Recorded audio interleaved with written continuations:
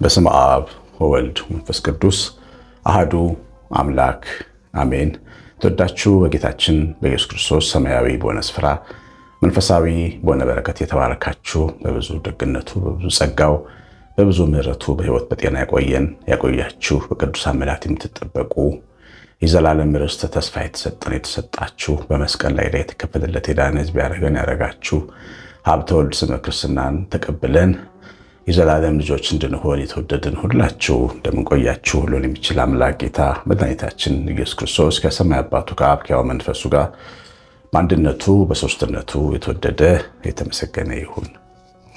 እግዚአብሔር ልጆች የእግዚአብሔር ፈቃድ ምን እንደሆነ አስተውሉ እንጂ ሞኞች አትሁኑ የሚለውን የቅዱስ ጳውሎስን መልእክት ነው ዛሬ የምንማረው። ኤፌሶን 5 ቁጥር 18 ላይ የተጻፈ መልእክት ነው። እንግዲህ ይሄ መልእክት ወይም ይህ ሐሳብ ለብዙ ምዕመናን ለብዙ ሰዎች የጥያቄ መልስ ይሆናል የሚል ተስፋ አለ። ምክንያቱም ሰዎች እግዚአብሔርን ፈቃድ እንዴት ነው ማወቅ የሚቻለው ብለው ይጠይቃሉ።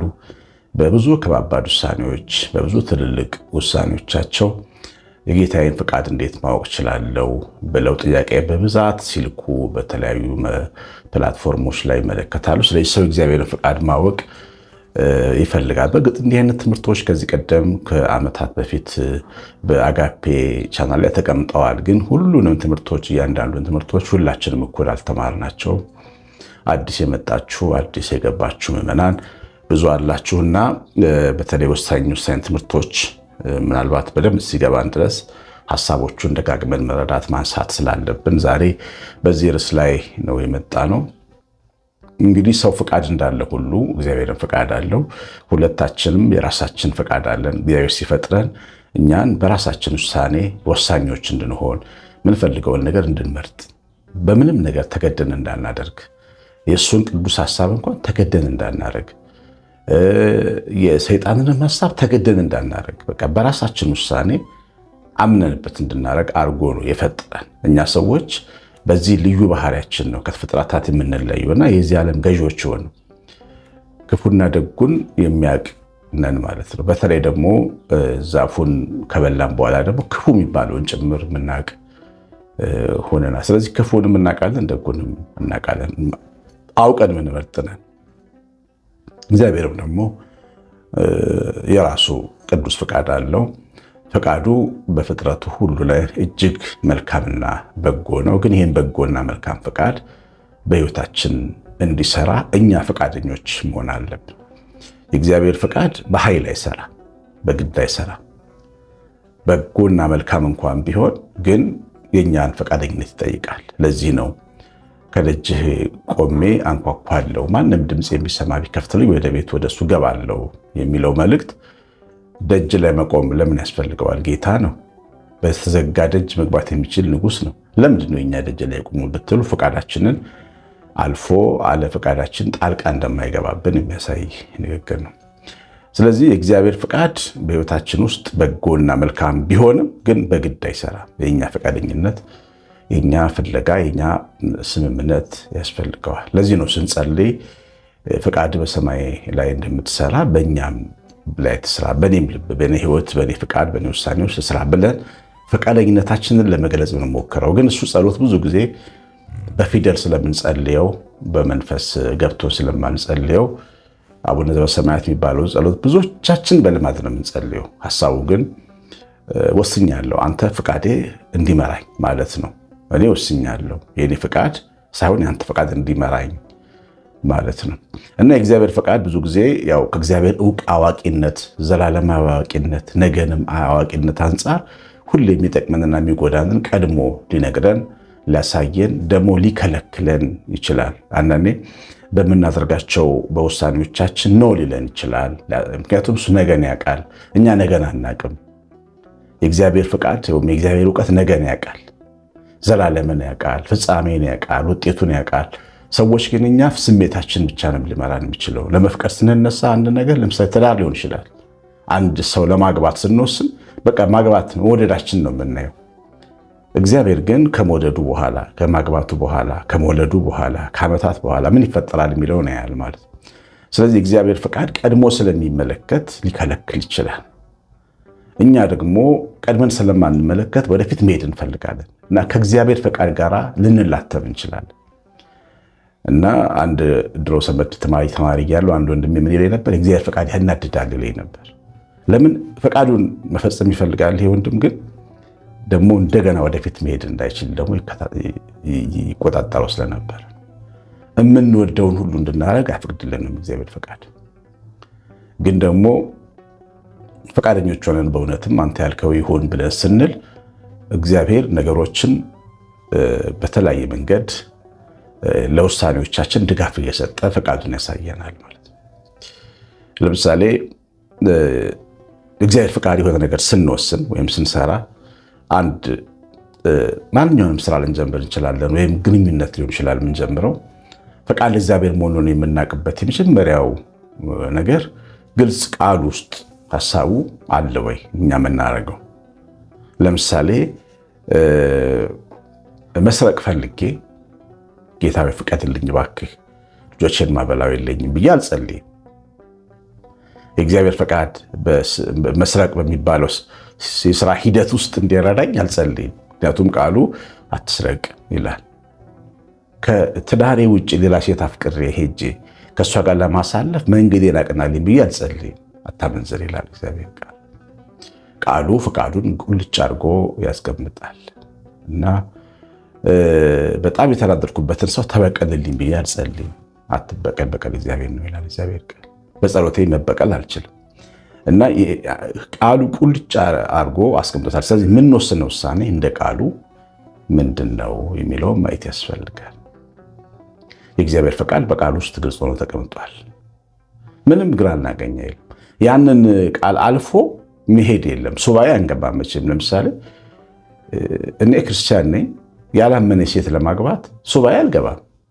እግዚአብሔር ቃል ካላመነ ጋር በማይመች አካሄድ አትሂዱ ስለሚል ቃሉ ቁልጭ ብሎ ስለተቀመጠ እግዚአብሔር አይናገርም። ከዛ በኋላ ሺህ ጊዜ ብትጸልዩ ሱባኤ ብትይዙ አወላል ነው። ልክ ላልሆነ ውሳኔያችን የእግዚአብሔርን ፍቃድ ብንጠይቅ በፍጹም እግዚአብሔር አይናገረንም። ለምን? ቀድሞ ተናግሯል። እሱ ሞኝ ተናጋሪ አይደለም። የከበረ ግርማዊነት ያለው አምላክ ነው። ዝም ብሎ ከሕፃን ጋር የማይረባ ነገር እንደ ሕፃን ልጅ በየሜዳው የሚናገር አምላክ አይደለም። ሐሳቡን ከተናገረ በኋላ በቃ ተናግሯል፣ ዝም ነው የሚለው። ስለዚህ ፈቃዱን በቃሉ ውስጥ መመዘን መመርመር ያስፈልጋል። ሁለተኛው የእግዚአብሔር ፈቃድ በሕይወታችን ውስጥ መሆኑን የምናውቅበት ደግሞ ሁለተኛው ምልክት ብዙ ጊዜ እናነሳዋለን። አእምሯችን ሰላም ይሰማዋል። የኛ አእምሮ የትራፊክ መብራት አለው ውስጣችን። አረንጓዴ ያበራል፣ ቢጫ ያበራል፣ ቀይ ያበራል። በቃ እንደውም የትራፊክ መብራት የተሰራው ከአእምሯችን ውስጥ ወጥቶ ተኮርጆ ነው የሚመስለኝና የእኛ ተፈጥሮ እንደዚህ ነው። እግዚአብሔር ፈቃዱን ሁልጊዜ በአእምሯችን መብራት ውስጥ ያሳየናል። እና በእግዚአብሔር ፈቃድ ሲሆን አርገው ይለናል። ሰላም ይሰማናል። ውስጣችን ፍጹም ሰላም ይሰማል። ጠዋትም ማታ፣ ዓመትም 2 ዓመትም ሰላም ይሰማናል በምናደርገው ነገር። ለምሳሌ ሌላ ሀገር ሄደን ለመኖር ስናስብ ሰላም ነው የሚሰማን እግዚአብሔር ፈቃድ ከሆነ። ወይ ደግሞ አንድ ሰው ለማግባት ከወሰንሽ ወይ ከወሰንክ ከእሷ ጋር ስለመኖር ስታስብ ሰላም ነው የሚሰማ። ምንም አይነት የውስጥ ጩኸት አይሰማ። አረንጓዴ አብርቶላ ማለት የእግዚአብሔር ፈቃድ መንዳት ያስፈልጋል። በዛ ግን ህሊናችን ደግሞ ይጮህብናል። በቃ ይጮሃል። ተው ይቅርብህ፣ ቀፎኛል፣ ልክ አይደለም እያለ ልባችን ውስጥ የሚፈጠር መጨናነቅ፣ ህሊናችን ውስጥ ወቀሳ። ምንም እኮ ሰላማዊ ሰው ለምሳሌ የምታገቢው ሰው ሰላማዊ ሰው ሊሆን ይችላል። ወይም የምትሄድበት ሀገር ጥሩ ሀገር ሊሆን ይችላል፣ ጥሩ ገንዘብ ያለበት፣ ጥሩ ስራ ያለበት። ግን አይምሯችን በጣም ጮሃል። ጥሩ ሁሉ ጥሩ ነው ወይ? መልካም የሚመስል ሰው ሁሉ መልካም ነው ወይ? መንገድ ሁሉ መንገድ ነው ወይ? አይደለም። በእግዚአብሔር ዓይን ሲመዘን በፍጹም አይደለም። አብርሃም ልጅ ለመውለድ በዘገየ ጊዜ ሳራ የተመለከተችው መንገድ ነበር። ሄድና ወደ አጋር ግባ፣ ከዛ ልጁን አቅፌ እኔ ጡት አጥብቼ ልጅ አድርገዋለሁ ብላ ነበር። ማደጎ አጋ እግዚአብሔር ልታግዝ ሞክራለች ሳራ።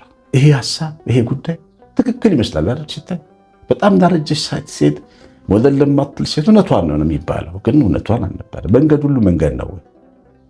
እግዚአብሔር መካኒቱን ወላድ ያረጀችውን ለምለም ማድረግ ይችላል ብላ ማመን ነበር ልኩ ነገር። ግን በራሷ ማስተዋል ሄደች። ቤቱ ተበጠበጠ። አጋር ገላመጠቻት። የተከበረችቱን እመቤት ሳራን ካረገዘች በኋላ ገላመጠቻት። ከዛ ሳራ ክፉ ሆነች። ውጪውልኝ፣ አስወጡልኝ ሴት አለች። ነፍሰ ጥሩ አጋር ከቤት ተባረረች።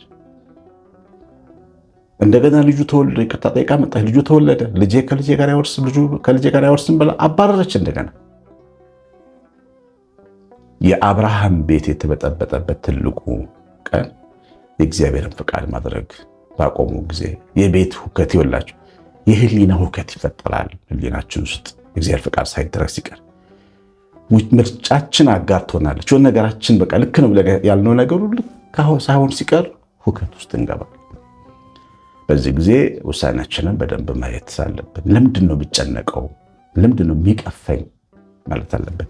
ቤተሰቦቻችን እንኳን በደመ ነፍስ ቀፈፈኝ ባሉበት ቀን ከቤት አይወጡም። ታውቃላችሁ፣ የእግዚአብሔር ፈቃድ የሚነግራቸው መልእክት አለ ማለት ነው።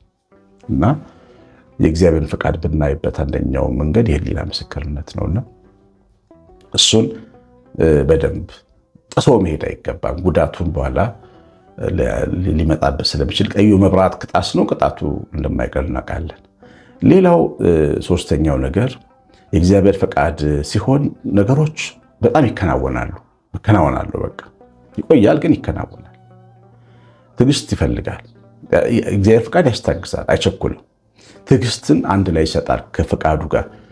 ትዕግስት የሚባለው የመንፈስ ፍሬ አብሮ ይሰጣል። ለችኩሎች ነገሮች አይሆንም። በጣም ተረጋግተው ለሚያዩት ሰዎች ግን ቀስ እያለ ይከናወናል። ሳራም ቀስ እያለች ግን ትወልዳለች። ሳራም ሳቅ ይደረግላታል። ሳራም ቤት ይደገሳል። አብርሃም ልጁን ጡት ባስጣለበት ዓመት በ3ኛው ዓመት ትልቅ ድግስ ደገሰ። ቤቱ ድግስ፣ እልልታ፣ ሳቅ፣ የሕፃን ልጅ ለቅሶና ድምፅ ይሰማበታል። መሆኑ አይቀርም፣ ግን ቀስ እያለ ይከናወናል።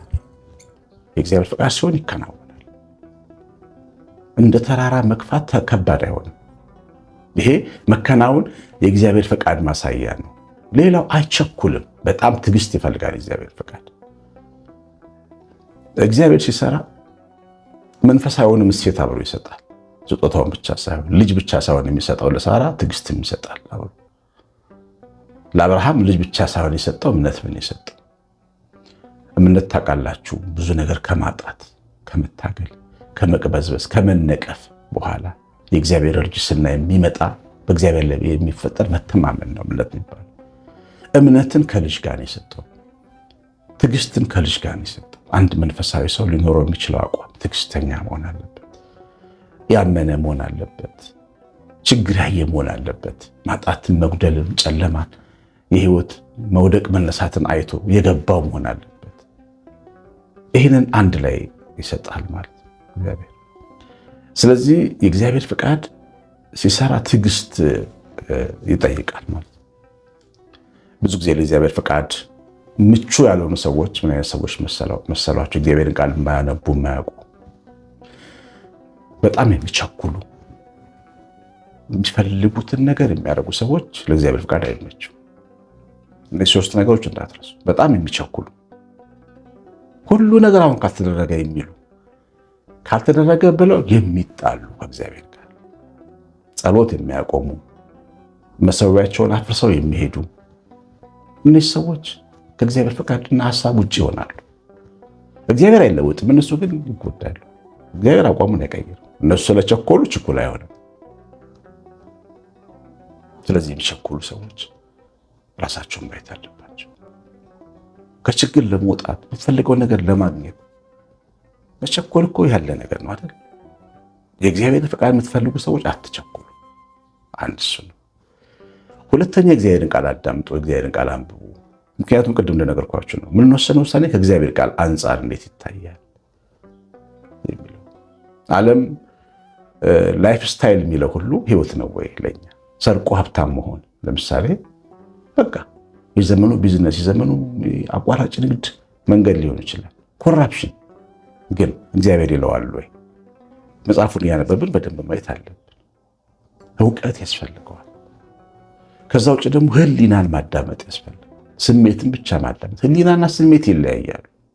ስሜት ደስ የሚለንን የማድረግ ጉጉት ነው። ህሊና ግን ተው ተው ተው አርግ እያለ ከሰላም ጋር የተገናኘ የውስጠኛው ቅዱሳናችን ውስጥ ያለው ዓለም ነው። ከመንፈስ ቅዱስ መልእክት እየተቀበለ የሚነግረን እሱን ህሊና ማዳመጥ የማይችሉ ሰዎች እግዚአብሔርን ፈቃድ ማግኘት ይቸግራቸዋል። እንግዲህ እግዚአብሔር ፈቃድ ማን እንዴት እንደሚሰራ ለምታውቁ ሰዎች ይሄ ነው። በውሳኔዎቻችሁ እንዴት እንደሚሰራ በዚህ ትምህርት ተወቁት። ደጋግማችሁ አዳምጡት። ይህን ትምህርት ሞኞች አትሆኑ። የእግዚአብሔር ፈቃድ እንዴት እንደሆነ አስተውሉ እንጂ ማስተዋል የሚፈልግ ነው። የእግዚአብሔር ፈቃድ በደንብ ትምህርት የሚፈልግ ነው እና ራሳችን የምንለውን ነገር ማድረግ እንችላለን፣ ግን ውጤቱን እናብሳለን። እኛ ከአብርሃም አንበልጥ። አብርሃም የራሱን ፈቃድ የሚስቱን ፈቃድ አድርጎ ከእግዚአብሔር ፈቃድ ይልቅ የሚስቱን ፈቃድ አድርጎ የደረሰበትን ነገር ቅድም ነግሬያችኋለሁ። የገዛ የወለደው እስማኤልን ከቤቱ አባሯል። ቤቱ ብጥብጥ ሆኗል። ሁለቱ ሴቶች ተጣሉ እርስ በርሳቸው።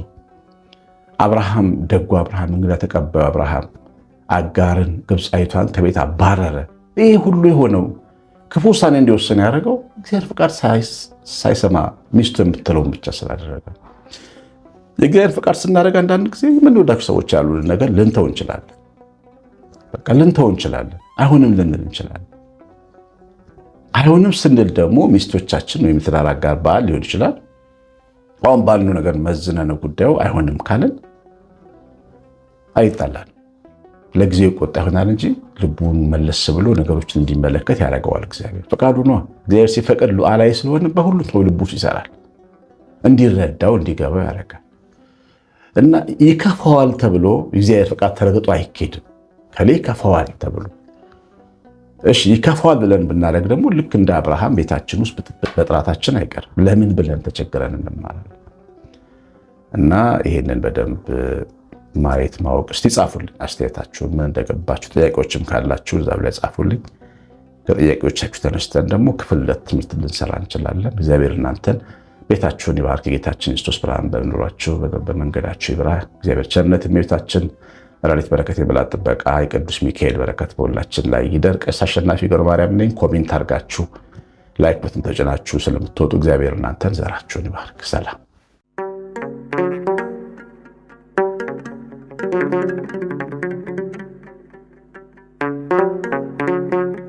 Thank you.